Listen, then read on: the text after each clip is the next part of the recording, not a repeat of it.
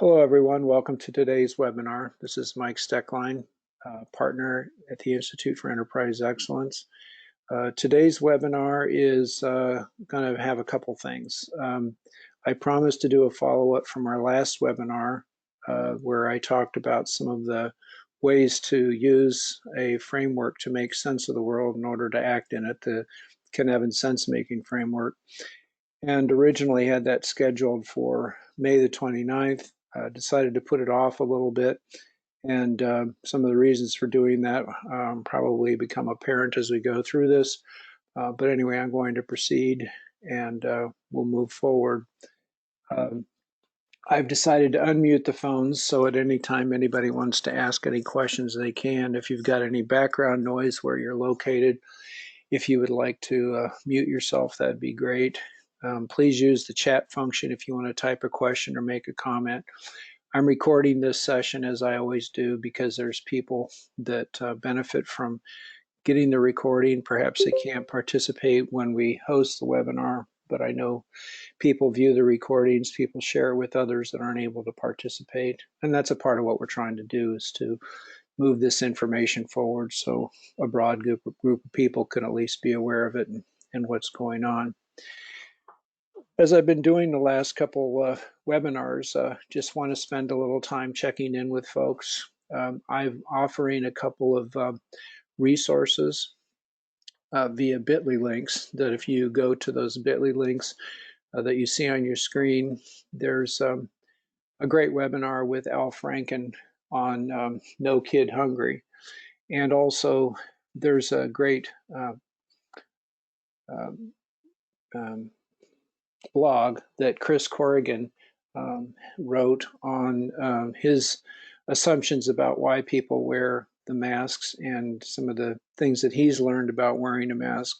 A lot of it is about respect for other people and not passing on germs, but he's got a nice blog post there.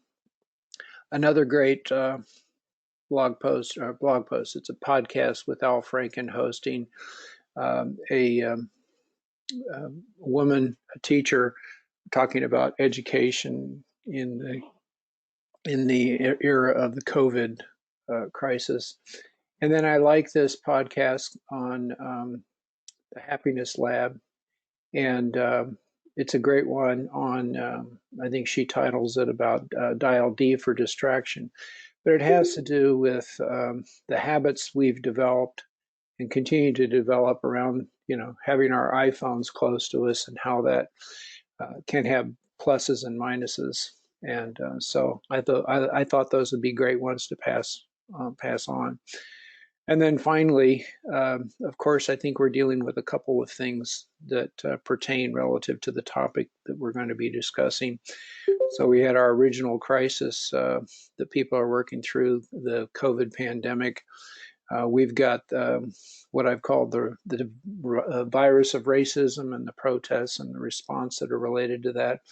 And of course, we have the financial crisis, or at least the implications of that that are going on with that.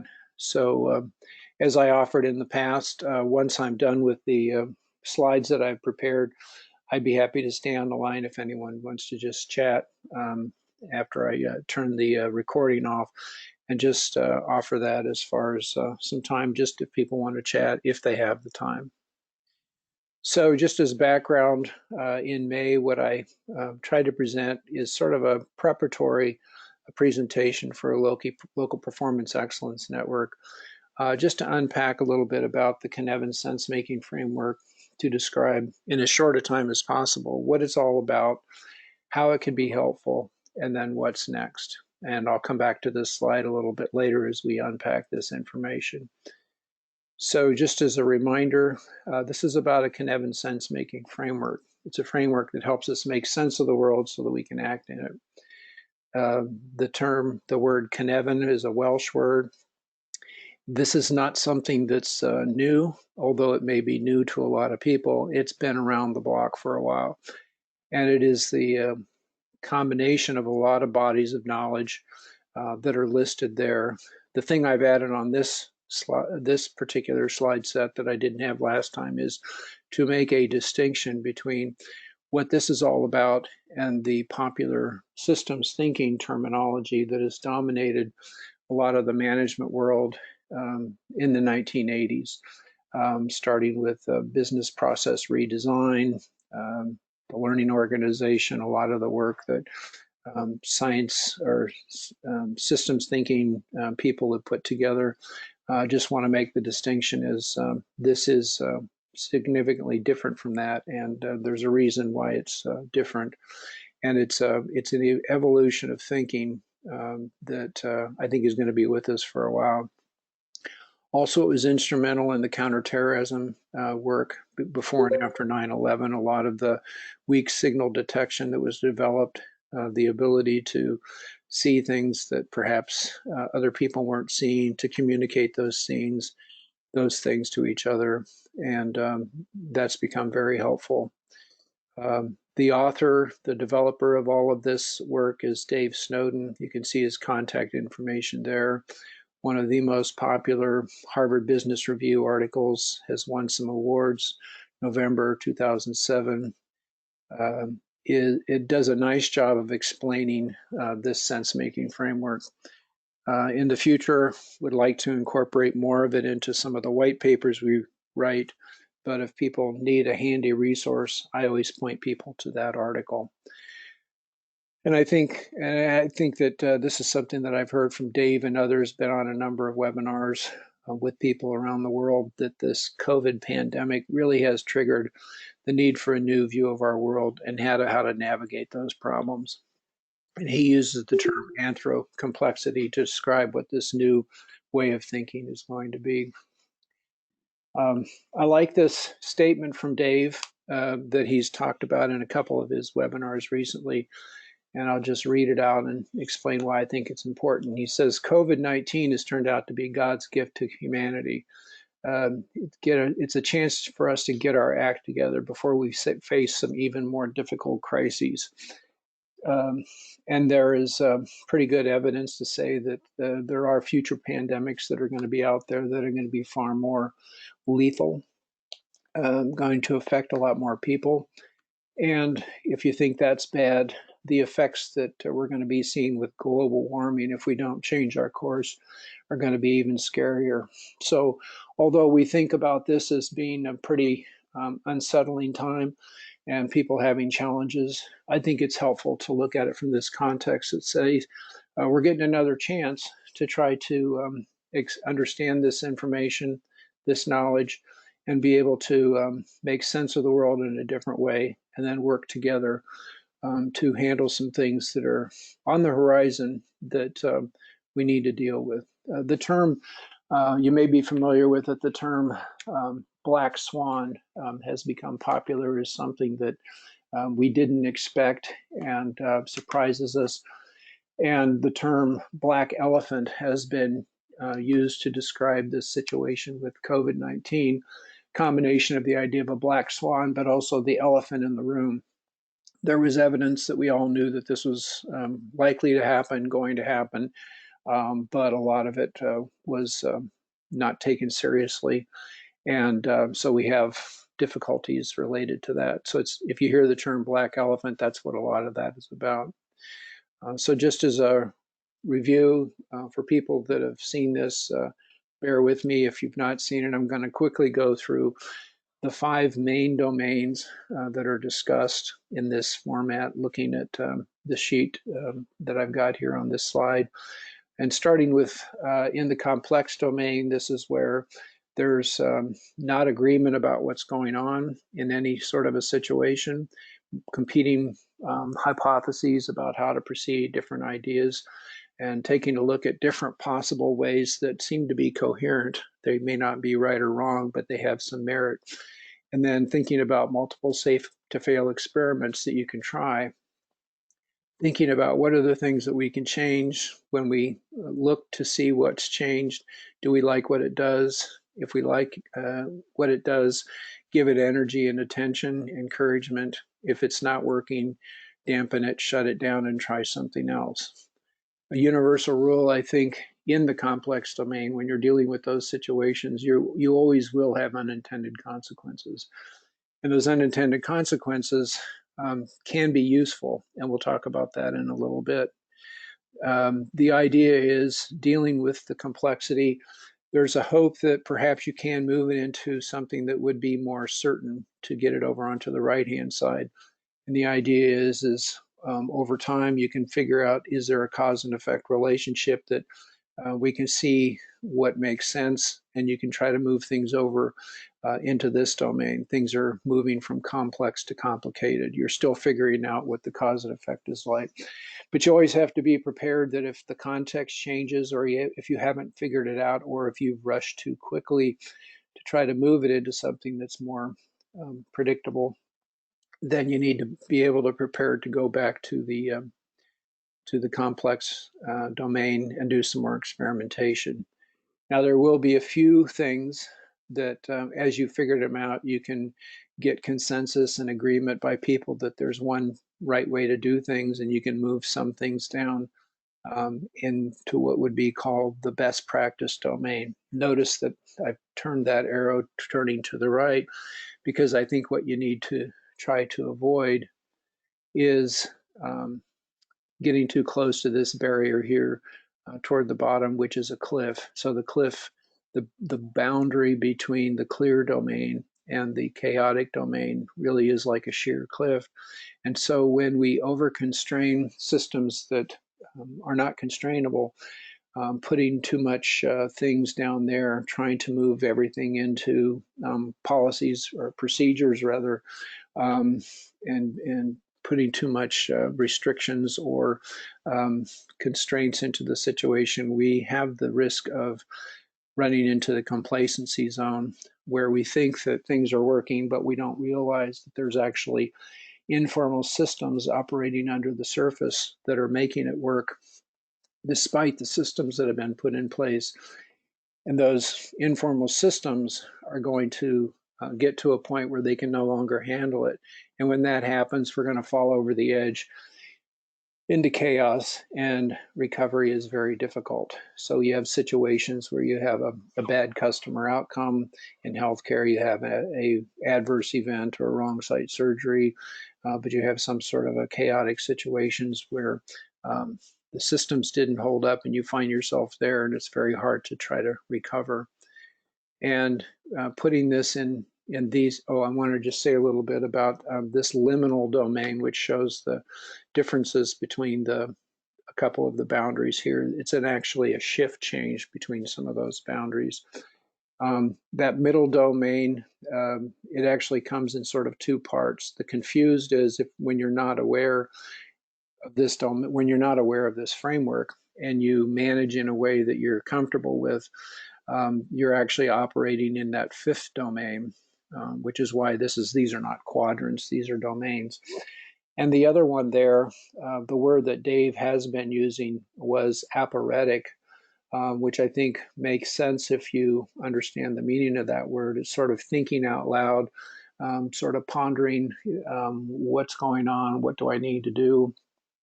I think the word aware is what he's using more like, and this is, you're aware that you don't know which domain you're in, but you're trying to grasp that and trying to move into a domain that you can act on. And there's some more follow-up slides to that.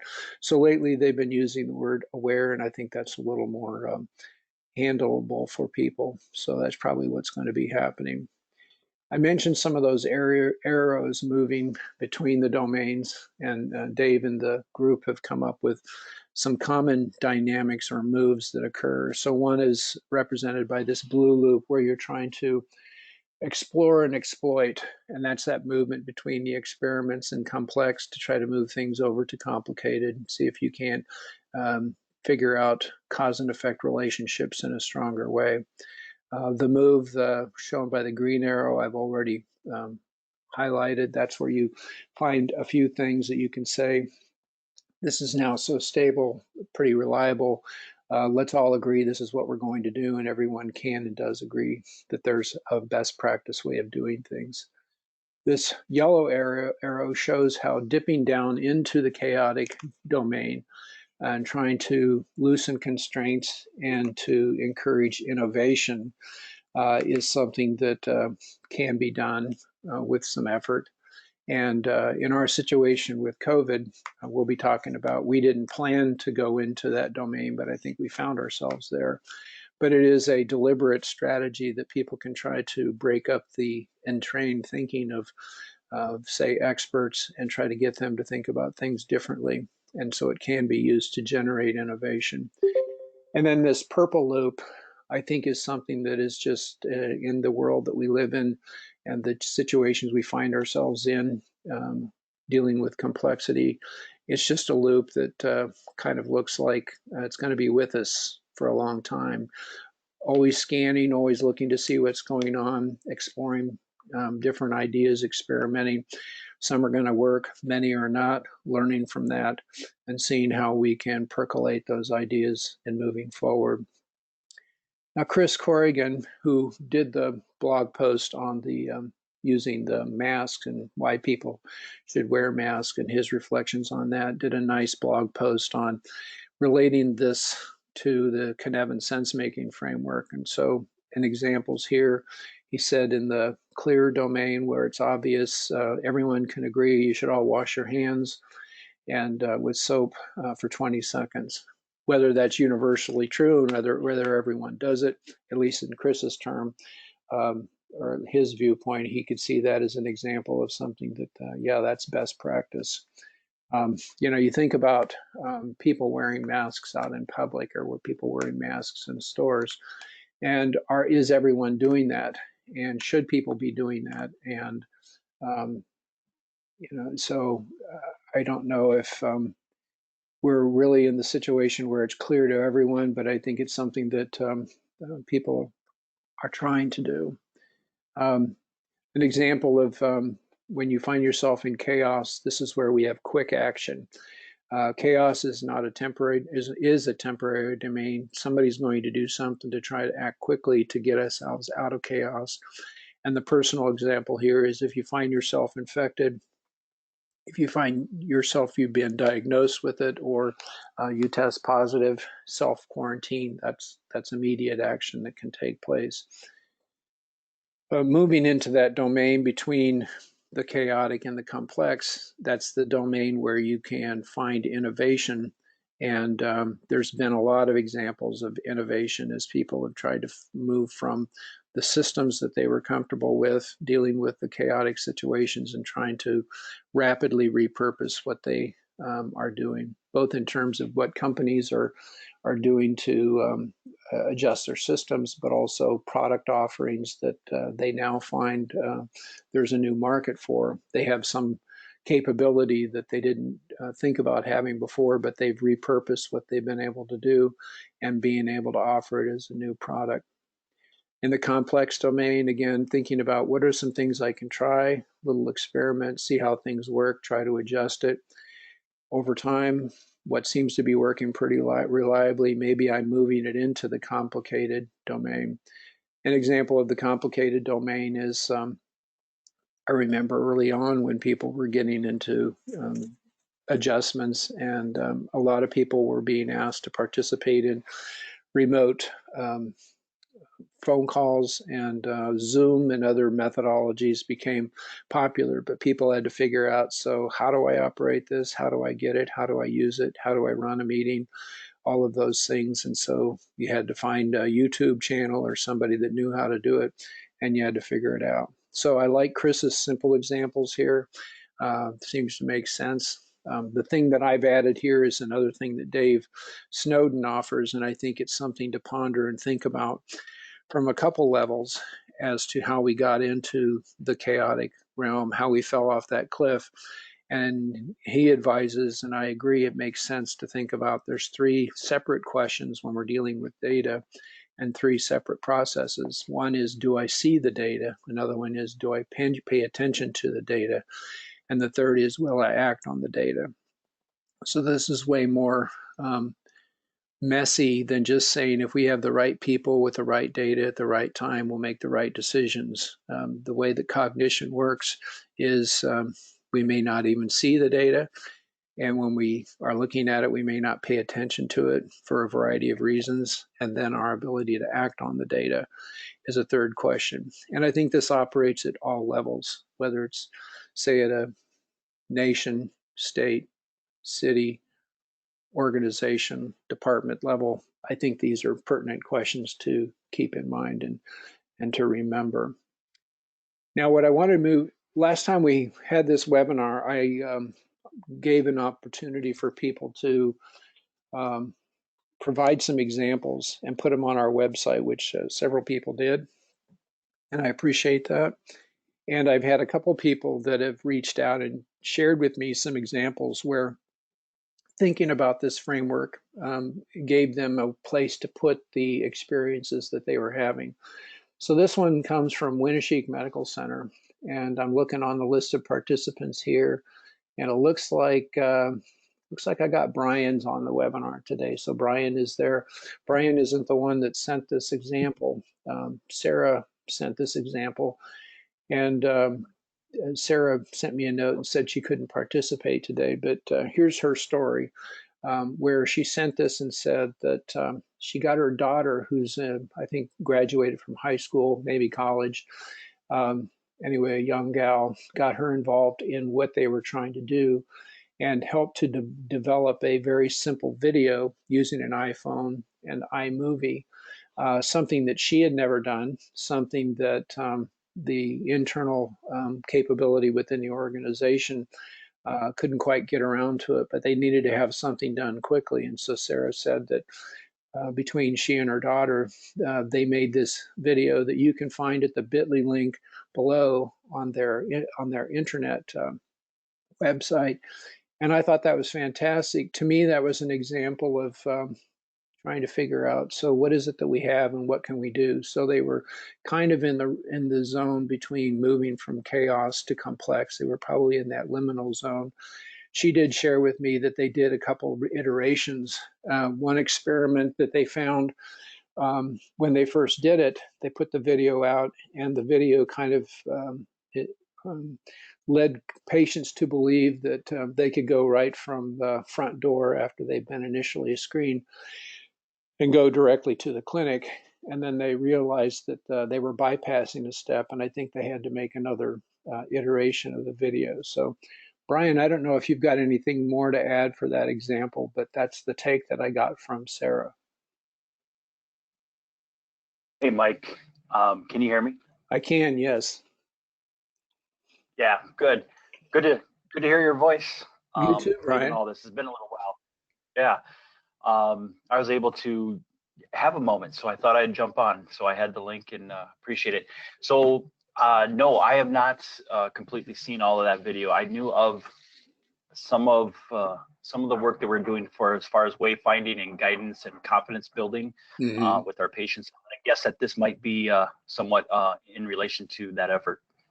Yeah, that's how I interpreted it. It was a nice video, again, using an iPhone and iMovie, and with not strong expertise, but it looks really professional, and it really, in my mind, is a good example of what is a quick experiment that we can try quickly to try to get the word out to patients that you can come and see us, and we have systems in place to keep you safe.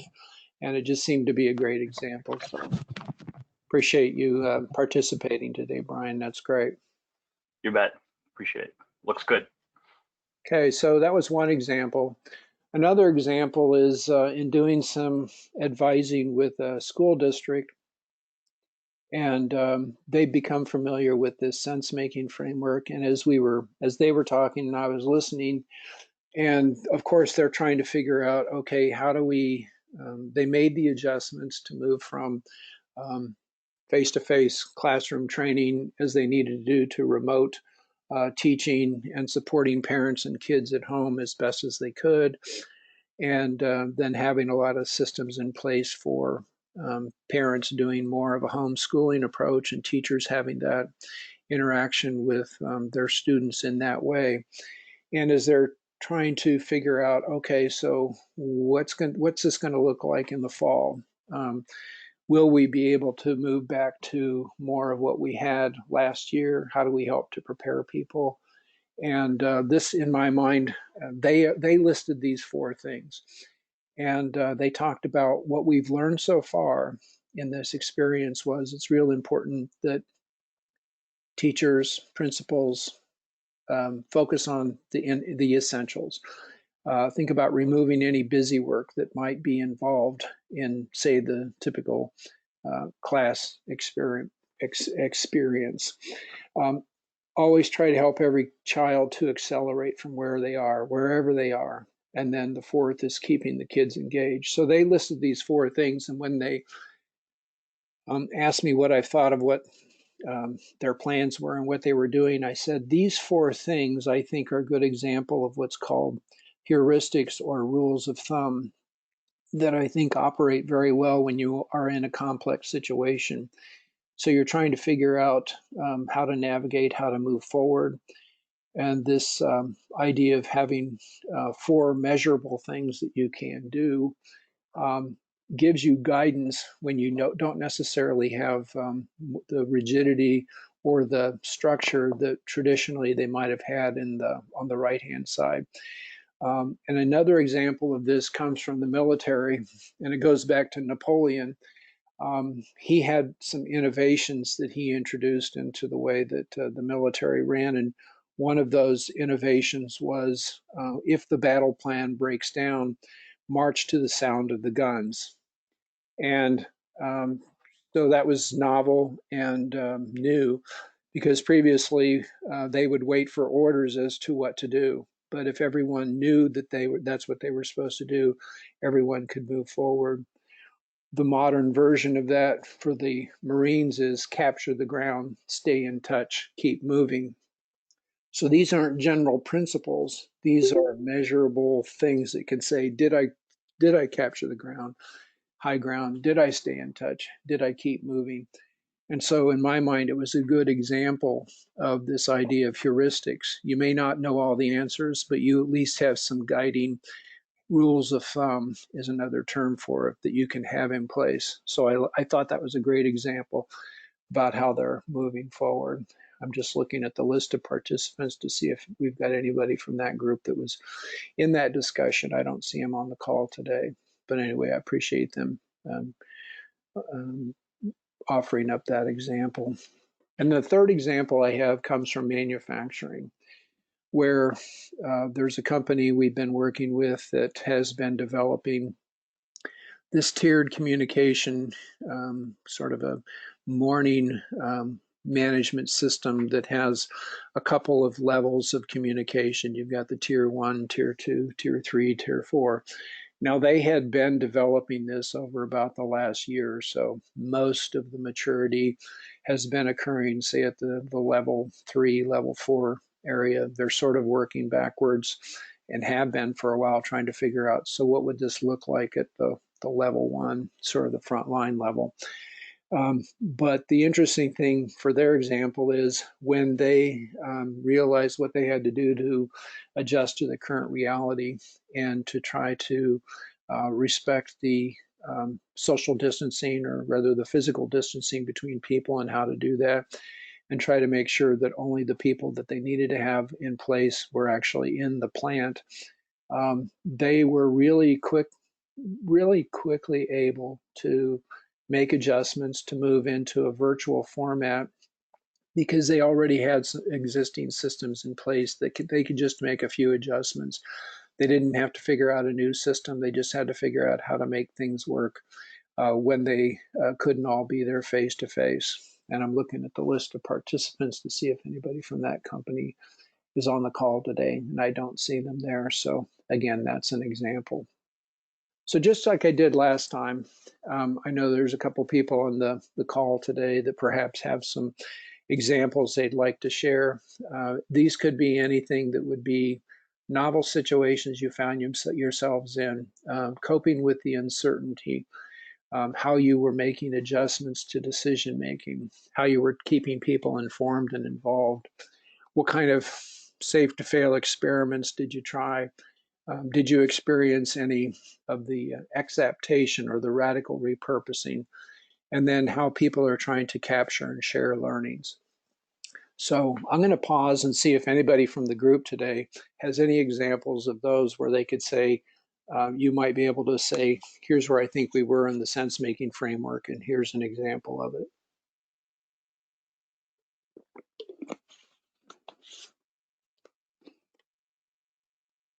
Or type it in the chat function if you want. Mike, I could share an example that it wasn't mine, it was told to me by someone else, but I think it's an example of a healthcare organization that was moving from chaotic and trying to learn and innovate from it. So there's been a number of healthcare systems that have developed the drive-by screening types of approaches for COVID-19. Right. But as they've worked that, what they're discovering is, why can't we do this for other types of people, other types of patients? Right. So I think they're moving into, complex, trying to figure out how this actually becomes an established part of their site of care, not just something they did during this situation. Yeah, that's a great example. Thanks for sharing. One thing I've heard from people is they've moved into the complex and had to do some experimentation. They've realized that this is the way they want to manage in a lot more situations. They feel that perhaps they become bogged down with some of the bureaucracy and some of the things that weren't really adding value, and they find themselves actually freed up to manage in the way that they've always wanted to manage. And it has opened up new possibilities for ways that they can say, we did it here. Could we try it somewhere else? So I think that's great. Thanks for sharing. Anybody else?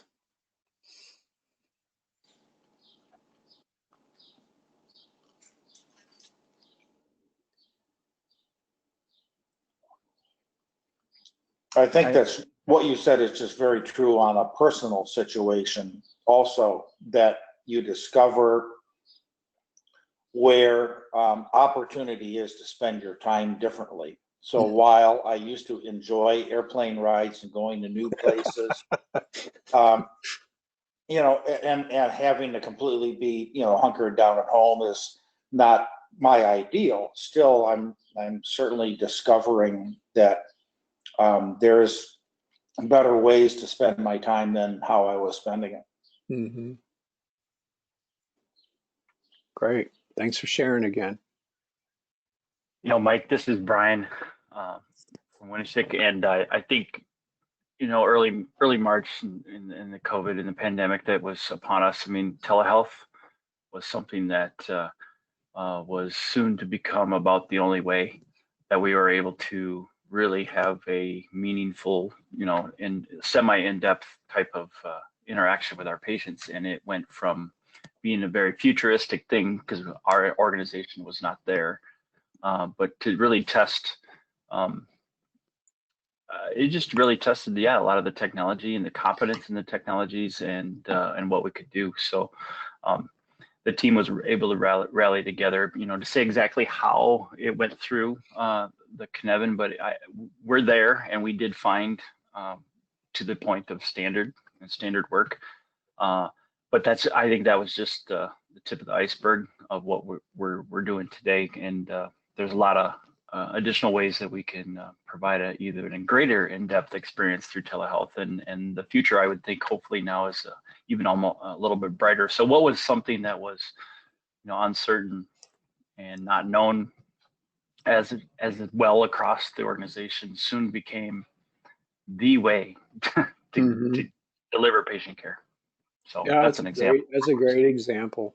It sounds like the situation forced you into experiments that you thought maybe it's going to be something we'll do in the future, but because of survival and practicality, you said, okay, well, we may not have it perfect, but what can we try today and see how it could work, right? That's exactly it. Yep. Yeah, it's a shift in mindset, and I think that's something that's important with this framework is operating all the time. And if we have the vocabulary to use it, we'll find situations where we'll be able to say, well, what could we try quickly that we could see how this might work, and not wait until things are perfect, or when we have all of the resources, but try to have to, make those dynamic loops operational on a regular basis. I think the aha moment was really about how fast we really can go when decisions are made. Mm-hmm. It was amazing. Yeah. It was great. Yeah. So it sounds like you had some presupposed notion about how long things would take, and you surprised yourself to said, wow, it works fast. Yep. It is possible. That's great. Thanks, Brian. Did you have another comment, Jeff? The example that Brian used, it also very quickly changed the behaviors of regulators and payers. Mm-hmm. And so it will be interesting to see if they, as you said, Brian, it's a great example of how something that was being talked about all of a sudden was just propelled forward. And so, to what degree will that stick? Yeah, and that's real important, because as what I've seen, the more people that can become familiar with this and share it with others, you'll have different conversations with external parties in your organization if you now both have a new vocabulary, because everyone had a common experience of, holy cow, what are we dealing with and how do we deal with this? But you can recreate, it's called loosening the constraints, and you can decide to loosen constraints to experiment. It's just in this situation, the COVID-19 pandemic forced everyone into experimentation. So new vocabulary, new terminology, expand it to people outside of the organization, introduce it to them and say, this could work for both of us. What are we willing to give it a try, and how can we navigate through this together? The other thing that struck me that Brian said was, because I've been hearing it from a number of healthcare organizations, from the senior leaders, is, wow, why can't we be this nimble all the time? Oh yeah. I hear that multiple times when people have told me, this is why I got into management. This is the kind of stuff I want to be doing all the time. And we need to make this more of our culture all the time, as opposed to making it something that we get thrust into, and that's the only time when we do it. This is Brian. I think was something that actually enabled the quickness was the openness and the engagement that we had from so many different multidisciplinary groups that could actually come together and had it was just a very common goal here is we need to see patients, and it needs to happen in another way. How are we going to do it? Right. So, and you guys are a good example of a culture that's been developing, and it didn't just happen because you had the right people. I think that's a part of it, but you've been deliberately working on how do we have a collaborative effort to try to do these things on a regular basis. That's a good point. We have, and I think it was just a natural openness. You come to the table with an open mind, and yeah, okay, let's figure this out. I think you were an example of a group that was well poised to handle this, and you may not have had the entire vocabulary, although I know you've been introduced to it, but now you've got a new vocabulary, and you can say, well, this situation sounds complex. How could we have some experiments and see what we can do? Or this situation sounds like it might be complicated. Who are the experts, and how do we listen to them and get them involved and see, what'll work, and so on and so forth. It's great. Yep. Cool. Anyone else? Mike, this is Ken Eakin. Hi, Ken. Hi. Yeah, I mean, along the lines of what people have been mentioning, it makes me think of the principles of Toyota and how they, one of their kind of sub-principles of continuous improvement is challenge.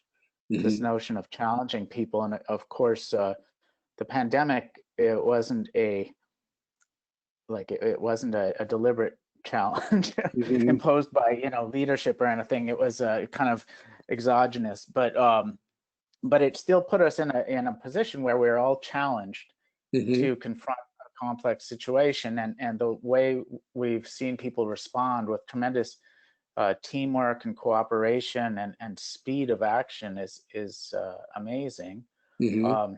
So there can be some positives coming from this. Where I've seen it happen is in the realm of education, and then also in my own work, where I'm a consultant like you are, and we've learned to put everything online. Mm-hmm. And so we used to do a lot of in-person teaching, workshops, the simulations and so on. And now we've been forced to adapt to doing it all online, as has everybody else. But it's been remarkable, because for years we've been like, yeah, we should put this online, we should make this more digital, because we tend to work with government people in government clients, and so all their work is administrative, right? And Right. so it's a desk job basically, with so they stare at a screen all day anyway.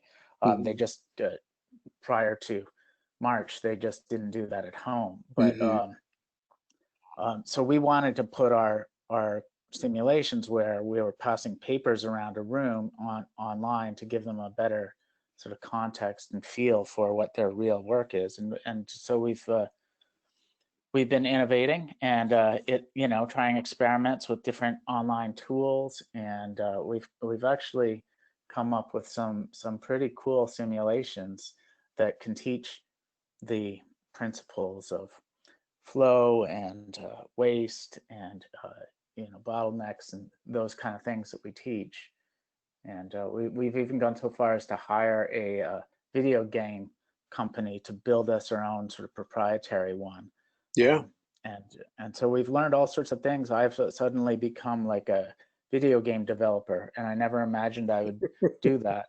But That's great. but we see it in all sorts of different realms, right? When we talk to people, about going this whole desire to go paperless and Mm-hmm. to digitize files, um, was something that everybody said they would get around to, but never found the time to doing it. And Right. now all of a sudden, this pressure has kind of it's forced people to do it, and it's pretty interesting. It's really caused Mm-hmm. some firms to modernize their approach, and to actually be able to respond to customers better, because they are able to digitize their work. So anyway, That's that's great. my contribution today.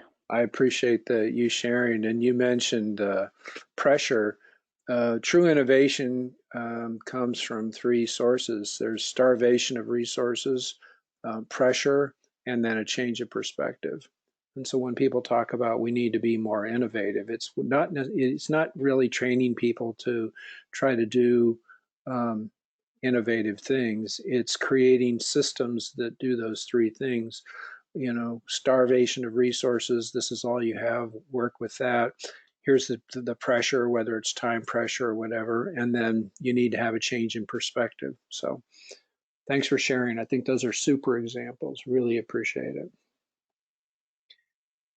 What I want to do next is just go through some things that I've been learning from and getting from, and also pass it along to other people relative to Dave Snowden and his work. So if you go to this blog post at that bit.ly link, he unpacks some of the moves that can be made around that center domain that is called confused, but also has that aspect of being aware.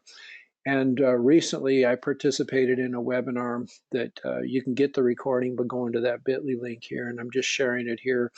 And just to briefly go through some of the things, this is the result of some work that Dave and his team have been doing to create a handbook for the European Union in dealing with crises like this. And so it's been produced under pressure. I don't know if it's been published, but Dave shared this, and I think it's good information to share, because this is not the only crisis that we'll be dealing with. And knowing about this can give guidance, good guidance to how people can build this into the kinds of systems that they want to have on a regular basis, not just when you're thrust into it. So briefly, he talks about 5 steps to try to create coherence. That's really the essence of moving out of those that center domain. So first one is you need to think about having some contingency-based imposition of some constraints. So quick action that gives yourself some breathing space. Example: the New Zealand Prime Minister closed the border very quickly. It was something she could do, and she did, and it gave them some possibilities to be able to have some things that they could think about doing next. They also thought about roles and responsibilities, which means that the center of the government became more of coordination, and it was less about making decisions. So having the coordination in the middle, and then let the decision making work at the right level, and that they understood their role to be coordinating, not making the decisions that needed to be distributed around the organization. Another step is to have this question: did you ignore expert advice? Were there some experts that were weighing in, but you didn't hear them? You didn't see the data, you didn't pay attention to the data, and you didn't act on the data. In the COVID example, I think there's a lot of examples where epidemiologists and others have been talking about, this. Did you listen to their advice? If not, you need to apologize for not listening, and then give them the resources in order for them to do their job. And then think about the different levels of expertise, and getting those people together and having them having their conversations together. So behavioral economics have one viewpoint of expertise, epidemiologists have another viewpoint. So have them get together, see how they manage their differences, and how they can develop some ideas to proceed, which gets into that next level. And I've talked about it, which is the safe to fail experiments, where you're developing those things that have coherence or ideas that might work, and then experiment and see which ones seem to have the most promise, and then which ones are going to help us to move forward. And then mass engagement. So this is where you want to really get into human sense-making networks. And I'm going to have some more presentations on this in the future. There is a methodology that Dave and their group have called SenseMaker, but it's ways of listening to all of the perspectives and getting data from a lot of perspectives. It's an example of wisdom of crowds, how you can take the knowledge of everyone and make better decisions. So the example that's used is, in the 60s, there was a submarine that grounded off the coast of Portugal. Nobody knew where it was. And they had experts from around the world. They gave them partial data and asked them to make an estimate. Nobody got it right, but the summary, or the percent, or the average of all of those estimates was 500 meters away from where the actual submarine was. So this is where you're trying to find those the few people. The term I used in a previous webinar was the 17% that see things different, and trying to help them to be represented. And he says 5 steps, but I noticed that he added this 6 steps, and that makes good sense to me, because he called it nullify the process freaks. I think this is an example where you'll hear people say, well, this would have never happened if we would have followed this step, or if we would have followed this process. And I think what they're trying to do is climb back up that cliff, going from chaos back into perhaps what was an over-constrained system. And you need to find a way to avoid that move, because I don't think that's going to be helpful. So I like that list of 5/6. And then after that, Dave talks about, and this is what's also in the handbook, then there's 4 ways of managing through a crisis. So this is one of the things, take-home points, that I just want to provide for folks, that he really sees 4 steps as far as moving through a crisis. So the first one is So to do some assessment, and he talks about asking 3 questions. Was the crisis, was the situation possible? Was it plausible? And did we have a plan for it? So in the situation of the COVID situation, if people thought it was possible and that it was likely to occur and they had a plan in place when it did occur, then you implement the plan. And if the answer to any of these is no, then you're in a crisis. So what do you need to do next is you need to adapt quickly. So this means you need to manage the constraints that you have, and constraints are things that contain but also enable. So what are the things that you can manage and to adjust? And then you need to execute the 5 steps. And the 5 steps there are the 5 steps from the previous slide. What does he mean by optimizing granularity? Thinking in terms of, there's some well-known numbers in cognitive neuroscience and systems complexity science that there's small groups. There's a number of 5, 15, and 150. 5 is the cognitive limit of being able to move from short-term to long-term memory. 15 is the limit of the number of people that we can trust, and 150 is the limit of acquaintanceships. So what does this mean? Well, thinking in terms of organizing small groups quickly that are then interconnected, and also optimizing the informal networks that are also at place in an organization. A piece of advice that I've been giving to people is to try to initiate learning and lessons learned at all levels of the organization. The best time to try to capture some of these lessons is while you're navigating through the crisis. If you wait until after it's done and try to say, so what did we learn and how do we move on forward with this, you'll see it through the lens of what's called retrospective coherence. Things will make sense in the political environment that you're in. If things didn't work, you'll blame other things. If they do work, you'll pat yourself on the back, but it won't be true learning about the way that things really do work or don't work. And so I think if you have a way of capturing and sharing learning, it's going to be helpful. And also engaging staff. And there's an important point here that it's more than just communicating with folks and telling them what's going on. That's important, but it's really about engaging them, helping them to be active participants in what's going on and how they can play a role to move things forward.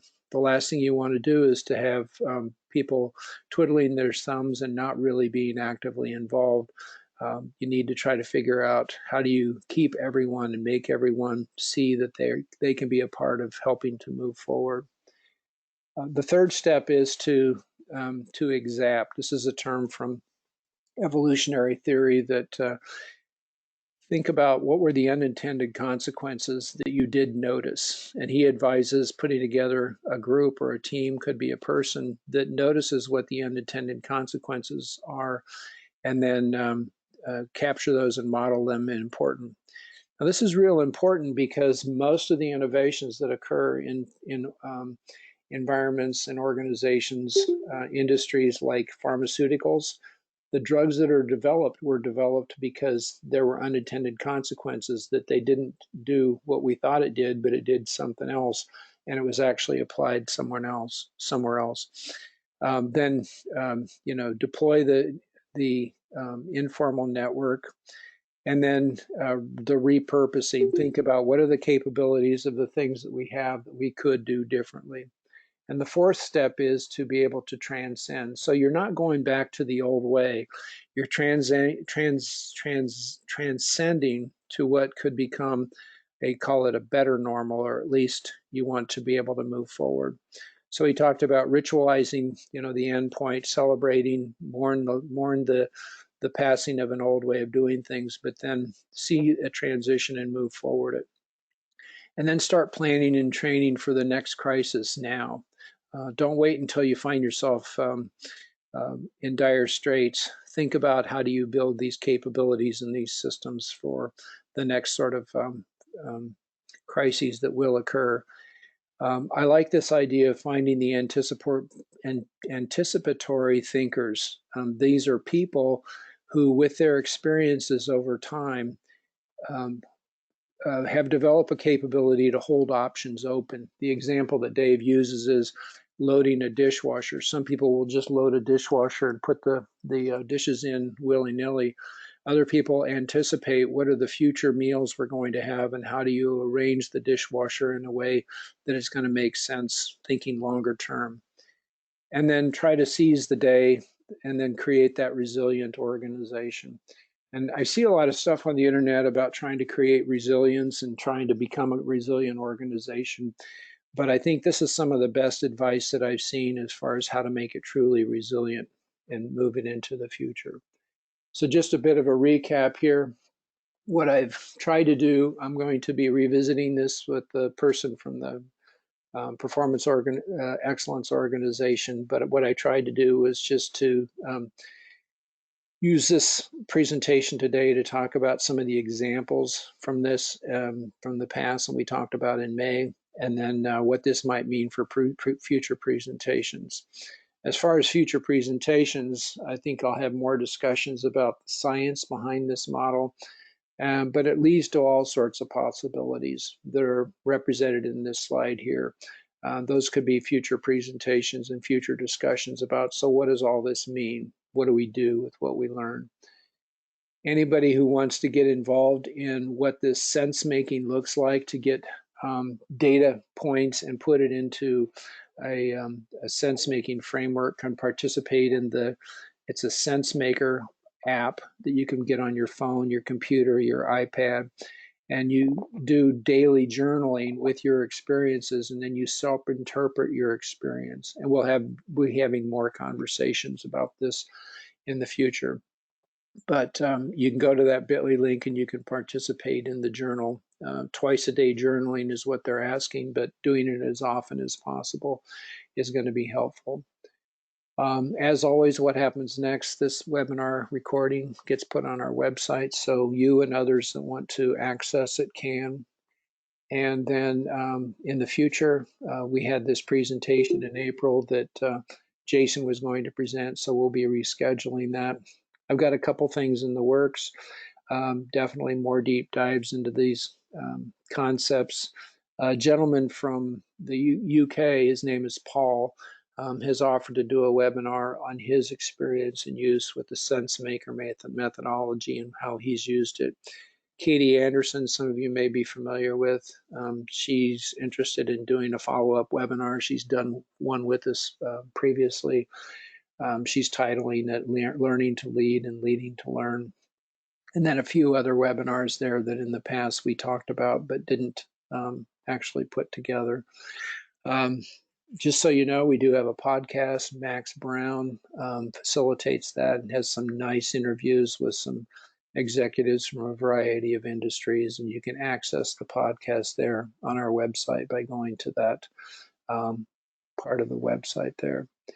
And as always, if you have stories or examples or lessons you'd like to share, we're going to be scheduling these, continuing to schedule them for 2020 and as we're moving forward. And just a final note, as I said before, hope everyone is safe, thinking of others. To be honest with you, I pondered during this webinar to get into some of the applications of the Cynefin sense-making framework with the virus of racism that I think we're coping with now, but I'm going to hold that off for another webinar. But I do plan to get into that and talk about how people are using the Cynefin sense-making and how they can use it even more in dealing with that sort of a problem. So anyway, promise to finish on time. Gee, I got 1 minute left, so I think that's pretty good. If anybody wants to hang around and chat, I'm happy to do that. I will shut down the recording, and if anybody wants to stay on, we can chat. Otherwise, I hope you have a good day and a good weekend, and stay safe. Thanks, folks.